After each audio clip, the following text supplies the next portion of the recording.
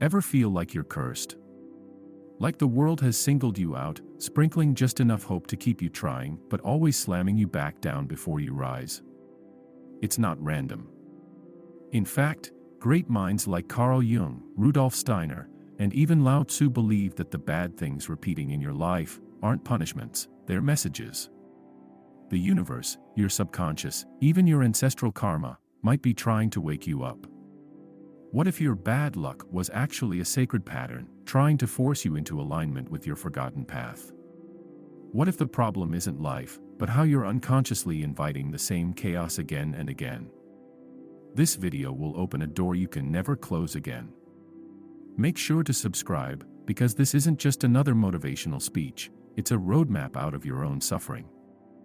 Carl Jung once said, "Until you make the unconscious conscious, it will direct your life and you will call it fate." That's not just philosophy, it's the foundation of self-awareness. Most people aren't cursed or unlucky, they're unaware. Unaware of the emotional wounds they carry, the beliefs they inherited without question, and the unconscious desires driving their choices. These buried forces don't disappear, they gain power in the dark. And over time, they begin to run the show. So no, you don't attract bad things because you're doomed. You recreate them because you haven't realized what's operating beneath the surface. Sigmund Freud identified something hauntingly familiar, the repetition compulsion. It's a deep, often invisible drive in the human psyche to repeat the same painful situations over and over, subconsciously hoping for a different outcome. That toxic relationship you keep finding yourself in, the dead-end jobs that sap your soul, the constant string of failures, they're not just random misfortunes. They're echoes. Traces of unresolved trauma that loop through your life like a broken record. You're not unlucky. You're reliving, replaying, reenacting. You're looping in a script you didn't know you were still reading from. Jung also believed that within every person lives a shadow, the parts of ourselves we deny, suppress, or disown. But suppression doesn't equal deletion. What we bury doesn't go away, it festers. And eventually, it projects itself onto the outside world. You start attracting people, situations, and outcomes that mirror the hidden aspects of you. The parts you don't want to acknowledge. That's often why life seems like it's working against you. It's not. It's showing you your shadow, asking, sometimes screaming, to be seen.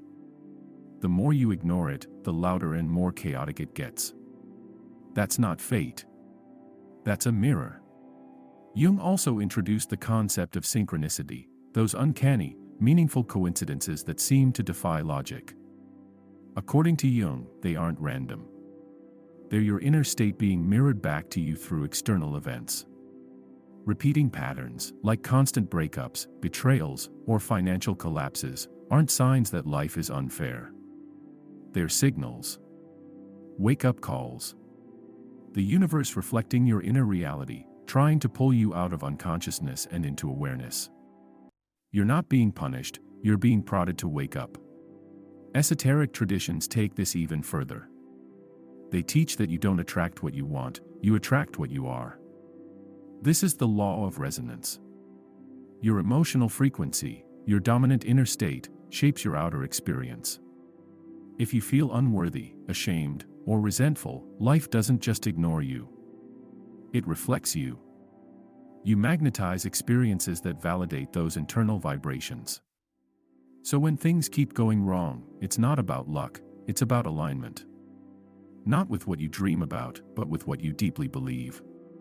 Eckhart Tolle introduced a concept called the pain body, an energetic entity formed out of accumulated emotional pain. It's not just a metaphor. When activated, the pain body hijacks your thoughts, distorts your perceptions, and creates conflict, just so it can feed on the emotional chaos. If you find yourself constantly anxious, reactive, or overwhelmed by negativity, it might not just be you. It might be the pain body pulling strings behind the scenes, choosing destruction so it can keep itself alive. Sometimes, your bad luck is just your pain body trying to get fed. Joseph Campbell, the mythologist who studied heroic stories from every culture, discovered something profound: the hero always resists the call. It's a universal pattern. The more we resist the soul's call to grow, the harder life becomes. Pain doesn't always mean you're doing something wrong.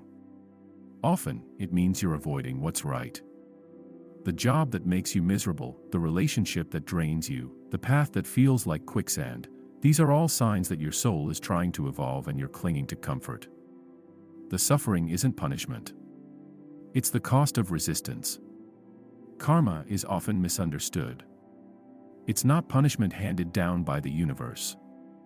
It's pattern, unconscious memory that carries across lifetimes or years, influencing your choices and outcomes. If you haven't learned a particular soul lesson, it keeps coming back in new forms. Different faces, same pain. Different situations, same emotional reaction. Karma is persistent. It doesn't punish you, it teaches you. And the longer you ignore the lesson, the louder and more painful the cycle becomes. That's not bad luck. That's curriculum. Jung himself didn't just theorize about the unconscious, he lived it. During what he called his confrontation with the unconscious, he experienced visions, dialogues with mythological figures, and a psychological breakdown that nearly destroyed him. But instead of suppressing the madness, he embraced it. And what he found on the other side became the foundation of modern psychology. Had he run from it, his genius might have rotted in silence. His suffering birthed a legacy. Maybe your breakdowns aren't signs of weakness. Maybe they're dark doorways into your power. The wound is where the light enters you, Rumi. What if your pain isn't an interruption, but initiation? Ancient mystics believed suffering wasn't a problem to fix, but a portal to pass through. Fire doesn't just destroy, it purifies. What feels like life falling apart might be your soul shedding what's no longer true. Every hardship is chiseling away the false identities, illusions, and fears that block your real self. The pain is making space for something more honest, more alive. Gnostic philosophy suggests we live in a kind of spiritual matrix, a false world designed to keep us asleep, compliant, disconnected from our divine nature. According to the Gnostics, painful cycles aren't failures, they're disruptions in the illusion. They're signs that the veil is thinning, that you're waking up. And the more awakened your soul becomes, the more unstable the false world around you feels.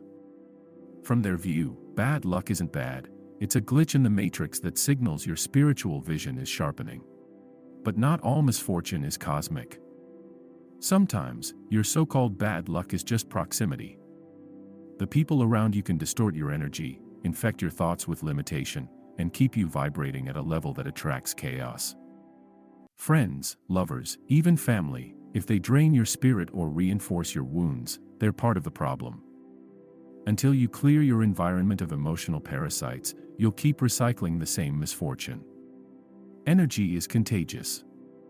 Your luck isn't just internal, it's relational. Deep inside many of us is the inner orphan, the child who felt unsafe, unseen, or unworthy. That child doesn't disappear with age. It grows into an adult who expects rejection, seeks out chaos, and sabotages peace because peace feels foreign. You don't attract pain because you want to suffer. You attract it because your nervous system recognizes it as familiar. That's not a character flaw, it's a trauma echo. You're not broken. You're conditioned. And you can be reconditioned. Ancient alchemists had a mantra, solve et coagula, dissolve and reform. It means destruction precedes transformation. If your life feels like it's breaking apart, it might not be failure. It might be alchemy. The burning of illusions, the collapse of false identities, the dismantling of the old self. Not punishment, preparation. Every dead-end job, heartbreak, or breakdown might be sacred.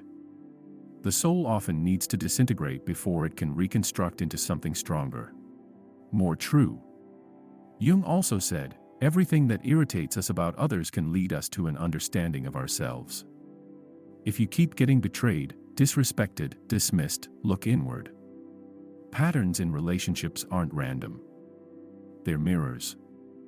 And those mirrors reflect what you still carry. What still hurts?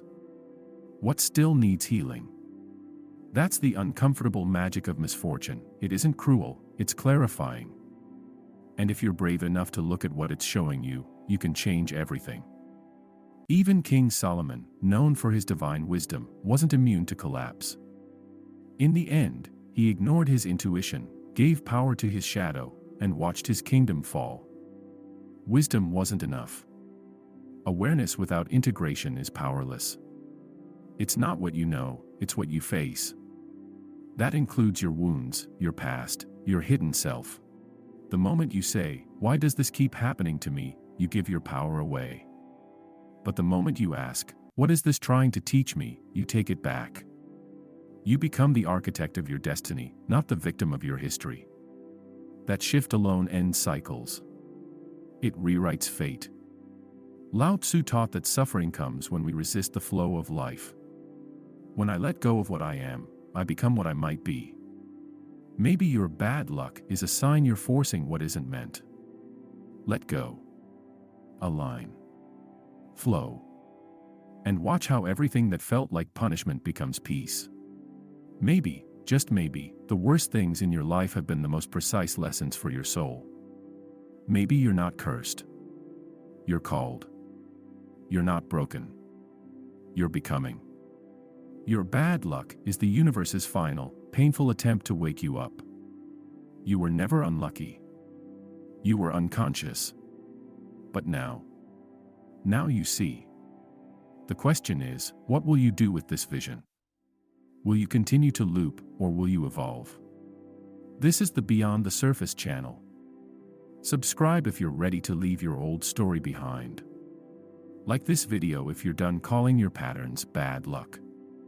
The healing begins now. Thank you for watching.